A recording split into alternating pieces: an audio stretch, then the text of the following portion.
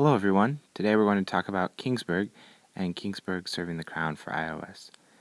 The iOS version of Kingsburg was out some time ago, but then disappeared from the App Store and recently reappeared.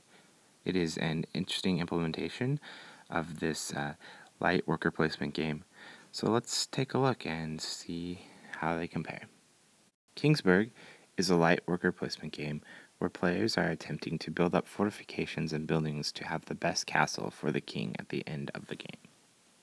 The game is played over a series of 5 years or rounds. Once these rounds are complete, the player with the most victory points will be the winner. A year in Kingsburg is split into 4 seasons. The first 3 seasons, players will be rolling dice to gain resources and to build buildings. During the last season, they will be defending their castle against attacking hordes. Between each season, there are special events that happen. In Kingsburg, each round where players are gaining resources, they will roll their dice. These dice are used to claim different spots on the board.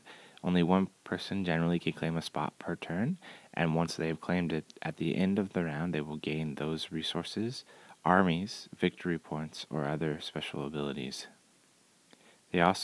Players can sometimes gain a 4th die through different methods, which will give them more options. There is also +2 tokens, which will add 2 to any die roll. These are also used to gain higher numbers than what you roll. A major goal in Kingsburg is to gain resources.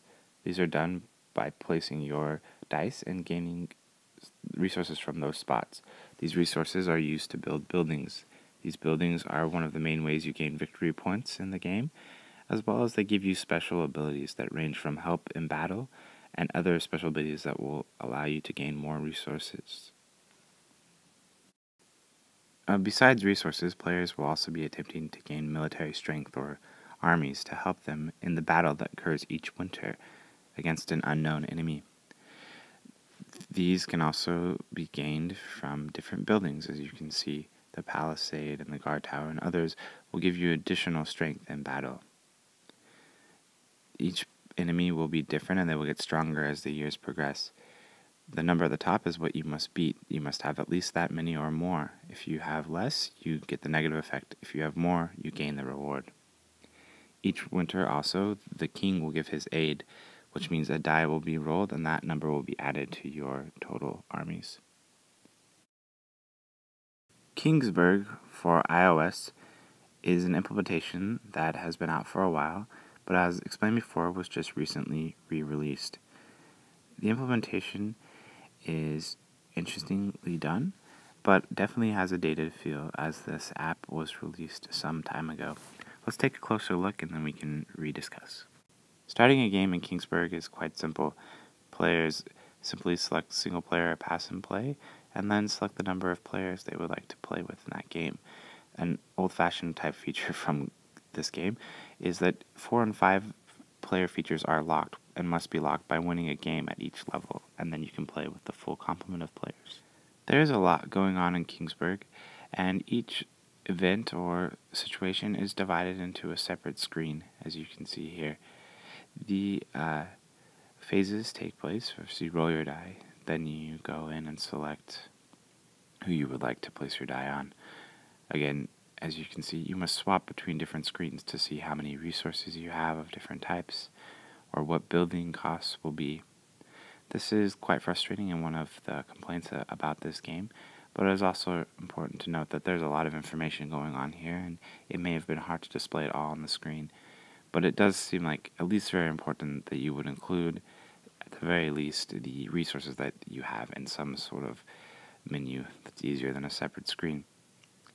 The interface design is, I think, extremely well done. They use the art from the game, and it is very nice to look at. Also, most commands seem to make sense, and the buttons seem pretty clear. If you have any questions, you can always tap at the bottom of the screen, and a hint will pop up that will explain what's going on and what your options are at that moment. And this works very well. Upon starting the iOS version, I was new to Kingsburg, but was able to defeat the AI on my first attempt. I also do not believe I have lost to the AI as of yet.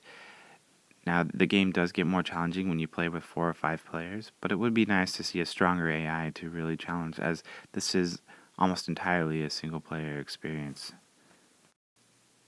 As I explained before, the hint system actually does work very well in Kingsburg. I believe the hints are well placed, and you can either have it on so they always pop up, or off and you can just pull them up when you need them. There also are a built-in rules screen, which gives you the nitty-gritty, but the hints work very well. There are also Game Center achievements, which allow players to aim for different things. Kingsburg for iOS is an interesting app. It was just recently re-released, but is actually an older app from like the age of Zularedo or Small World. Like Zularedo, it has some strange unlockables, such as how many players you can play with, which seems like a strange thing to restrict for the player initially. Also, it has many screens to navigate through and could definitely use better interface design and information management. There are also a few other complaints, such as a very slow AI. Games take quite a while in Kingsburg, perhaps even an hour for a single-player game. There also is a need for an iPad version, which is in development. This is the game at 2x on an iPad, which looks fine, but it definitely would be great to see an iPad version with more information management and abilities to see more on the screen at a time. Kingsburg is an interesting app. I would definitely recommend it if you like Kingsburg. It's a great single-player fix of it. If you are not a fan of the game, this is a great way to learn the game. It may not be the best app in the world, but it definitely does well at teaching you the game and has a great graphic design that you will love.